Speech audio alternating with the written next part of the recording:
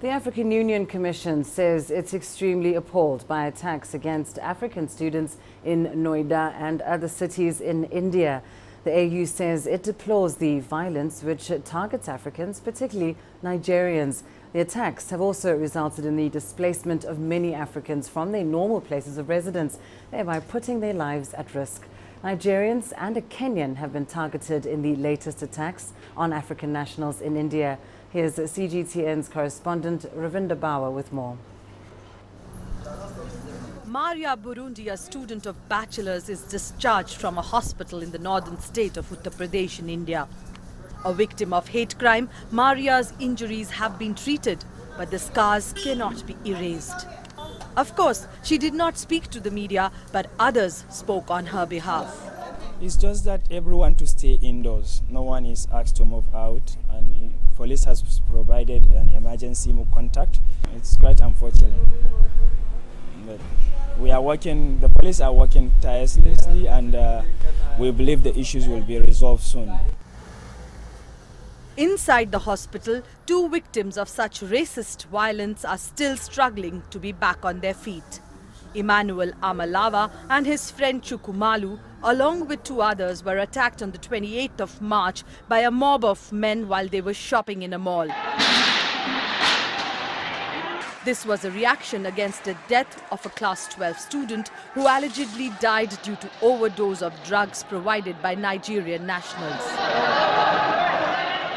Although they came with the complaints of head injury and swelling here and there, but on X-ray and on CT scan examination, there was no fractures. All assault injuries are basically traumatic injuries.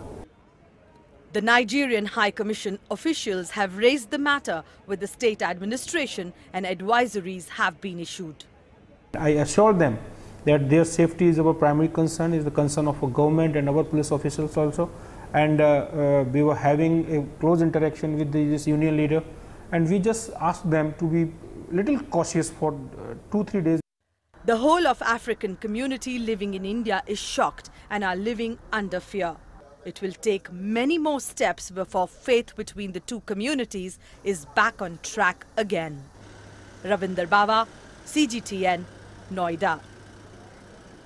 Well, let's bring you more on this story now. I'm joined from New Delhi, India by CGTN's Ravinder Bawa.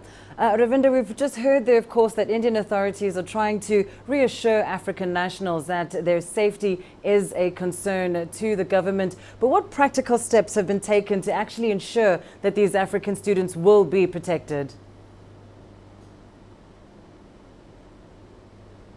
As we just heard the Superintendent of Police of Gautam Budh Nagar just saying that you have to be indoors for a few days.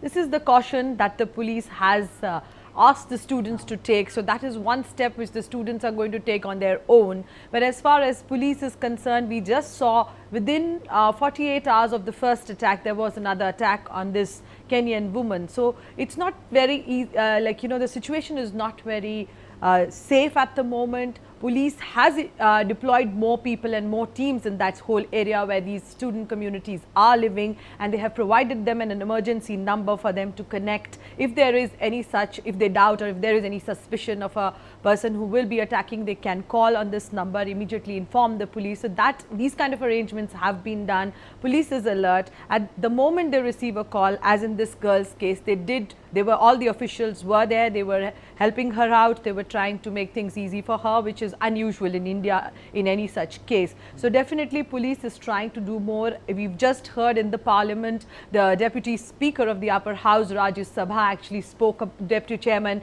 Mr. P.J. Kurian, who condemned these attacks. So the government is condemning the attacks, and we've also getting these reports now that the Indian commissioner has been summoned by the Nigerian government. So definitely he'll be bringing in some message. So at the level of the embassies and high commissions, there are discussions which are on, and on the ground definitely not any more arrests more than the 5 which were yesterday. There are no more arrests. Cases against 400 people have been registered, but only 5 have been arrested so far. Police is trying to look for more people because it was a mob. There were so many, so it's difficult to really identify and, you know, find who these, ascertain who these people are. So police is doing their job, and the students are actually believing that the police is trying to provide them whatever they can. So when we spoke to the student leader yesterday, he was saying that police is working closely with the student leaders and the students to provide any kind of security that is needed as and when. Well, certainly some encouraging steps there to ensure the safety of African students in India. But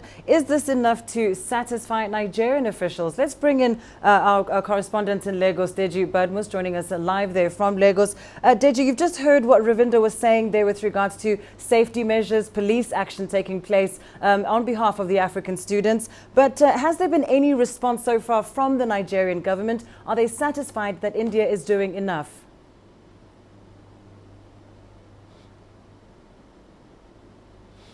Well, Lindy, there's been a very strong response from the Nigerian government. As she reported there, the Ministry of Foreign Affairs in Nigeria here summoned the Indian High Commissioner yesterday.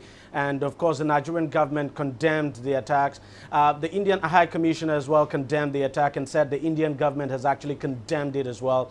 He did confirm, as she has been reporting over there in Delhi, that arrests have been made. As a matter of fact, the Indian High Commissioner said 5 persons have been arrested and that the police is on the trail on, you know, other suspects, and that very soon that they'll be arrested. But he did give all the assurance that justice will be done in this case. And that's exactly what the senior Ministry of Foreign Affairs official in Nigeria here actually demanded, because what the Nigerian government is demanding is that justice be done.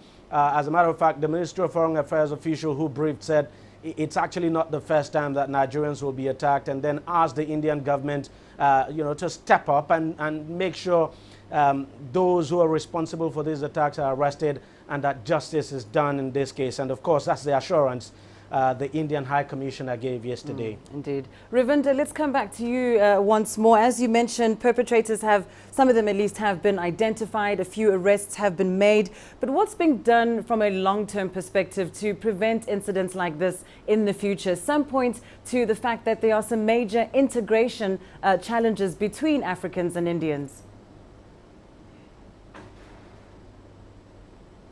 Actually, for the first time, we are hearing now that the universities and educational institutions, there is a need to sensitize students and the staff, because when we spoke to these Nigerian students yesterday, we spent almost an hour and a half as a team with them. We found out that they face these kind of, you know, this kind of discrimination, names being shouted at, being cheated in a lot of times when they go out to shop, being charged more. These are the things which they have become used to. They are being called names here. So if they are walking down the street, somebody will call out like different names for them, and they have to they just have to ignore. So they've learned to live with that. But this, what happened on the 28th of March, has never happened. And so now it seems the authorities are thinking of sensitizing programs which have to be introduced in institutions, in colleges. And of course, as one of the students yesterday was mentioning, that it's important that we have to have more cultural exchanges between the countries, because it seems that there is a big gap, and when they go out in the society, when they go out to different parts,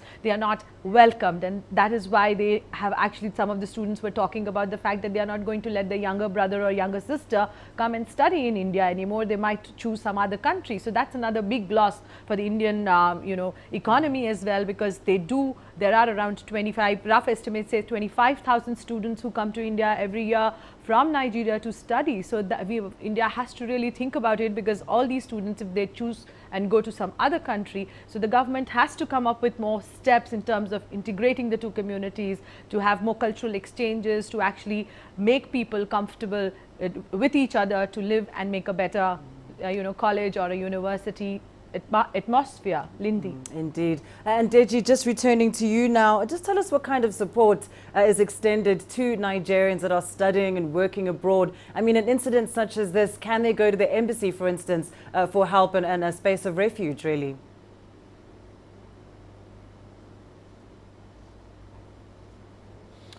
Well, I would think so. First off is I'm not very sure that the Ministry of Foreign Affairs in this country actually has a register for students, Nigerian students now studying abroad. I'm not absolutely sure of that. I actually studied abroad, and I never registered with the Ministry of Foreign Affairs, so I'm not actually sure there's a register. But what I do know is that when there's a problem abroad, when Nigerian students abroad have any problem at all, usually the embassy in that country, the consular office in that country would usually come to their aid. I mean, in terms of, for instance, providing consular or consular services now. And as we have, just like we have in the case of India now, usually you have the consular office stepping in, taking up cases of Nigerians and taking it up now with the government of the host countries. But other than that, in terms of other supports now, I'm not absolutely sure.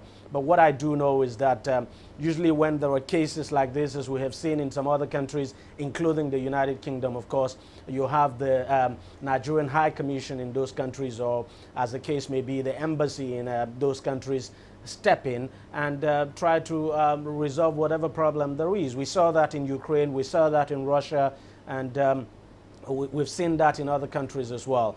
But in terms of, direct support, if you like the government having a register now of all, I'm talking about the Ministry of Foreign Affairs now, having a register of all Nigerian students studying abroad, I'm not absolutely sure that register actually exists. But when there's a problem, we know that Nigerian students usually go to the embassy, they go to the high commissions to lay their complaints, and usually they're dealt with. All right, we'll have to leave it there, but thanks very much to my two guests. Deji Baden was joining us there from Lagos, and Ravinder Bawa joining us from New Delhi. And as we heard from our two correspondents, Nigerian students are, well, at least their safety is a major concern for Indian authorities, who are taking up this matter with the Nigerian consulate.